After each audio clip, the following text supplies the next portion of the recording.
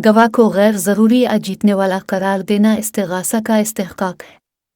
इस्तिग़ासा को मुल्ज़िम के ख़िलाफ़ अपना मुक़दमा साबित करने के लिए ज़्यादा से ज़्यादा गवाह पेश करने की आज़ादी है जो वो मुनासिब समझे, लेकिन गवाह को छोड़ना क्योंकि वो नाबालिग़ थी, इसका कोई कानूनी जवाज़ नहीं है।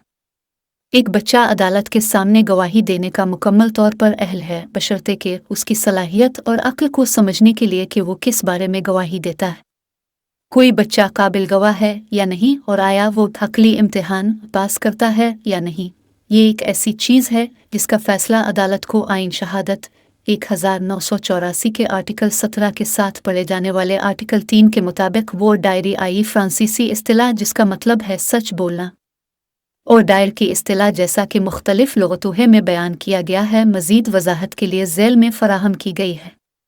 ब्लैक लॉ डिक्शनरी के मुताबिक वो डायर का मतलब है गवाह सबूत की अहलियत की जांच के लिए इब्तिदाई इम्तिहान। वेस्टर की अनब्रिज्ड डिक्शनरी के मुताबिक एक मुजव्वज़ा गवाह जज को दिया जाने वाला हल्फ जिसके ज़रिए वो अपनी अहलियत का पता लगाने के लिए इम्तिहान में सच बोलने का हल्फ लेता है।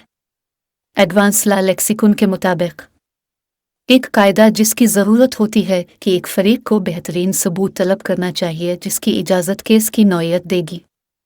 एडवांस लॉ लेक्सिकन के मुताबिक हल्फ की एक ख़ास शक्ल जो किसी गवाह को दी जाती है जिसकी अदालत के सामने मखसूस मामले में गवाही देने की अहलियत ज़ेर बहस है, जिससे किसी दूसरे ज़मानत मामले के बारे में तफ्तीश की जानी है।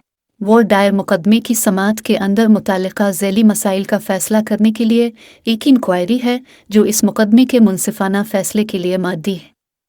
वो डायरी का इनेकाद किए बगैर इस्तिग़ासा की तरफ से यह अर्ज़ी लेना कि नादिया आलिया गुड्डू को नाबालिग होने की वजह से ट्रायल कोर्ट के सामने गवाह के तौर पर पेश नहीं किया जा सकता, कुछ ऐसा है जो सुना नहीं गया और कानूनी तौर पर जायज़ नहीं है।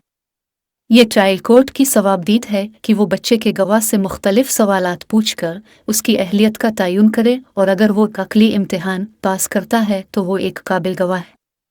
कानून के तहत तसव्वुर करदा इस तरह के अमल को मुंतखब किए बगैर एक सरासर गैर कानूनी अमल अंजाम दिया गया और नुकसान किसी और को नहीं बल्कि इस्तिग़ासा को बर्दाश्त करना पड़ेगा।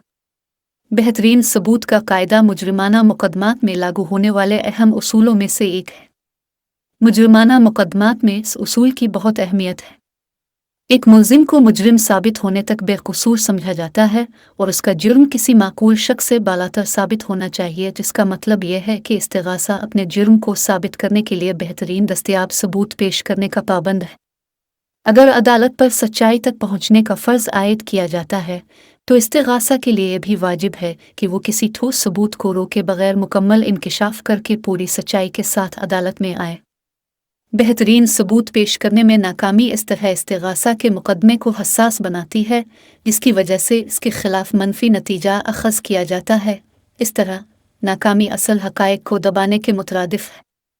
मज़कूरा बाला हालात में ये बात बिल्कुल वाज़ेह है कि इस्तिग़ासा ने दस्तयाब बेहतरीन शवाहिद को रोक रखा है और कानून शहादत 1984 के आर्टिकल 129 जी के पेश नज़र ये मनफी नतीजा अख़ज़ किया जाएगा कि अगर उन इस्तिग़ासा के गवाहों को अदालत में पेश किया जाता तो वो इस्तिग़ासा के मुकदमे की हिमायत नहीं करते।